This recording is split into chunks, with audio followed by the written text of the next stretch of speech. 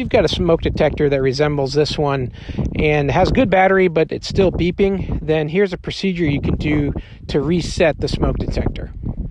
Here's what the problem sounds like. So the first thing you're going to need to do is take your smoke detector off the ceiling. You just rotate it counterclockwise and then unplug the pigtail electrical connector that's behind it. Then just take it and set it on a workbench or something here.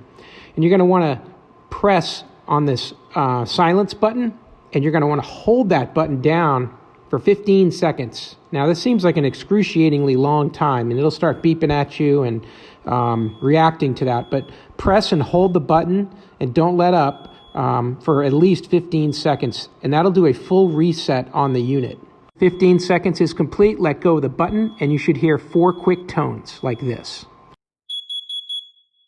And that's it. You're all reset and ready to put it back up on the ceiling. Hey, if this video was helpful, please give it a thumbs up. That'll help other people find it as well. And as always, have a great day.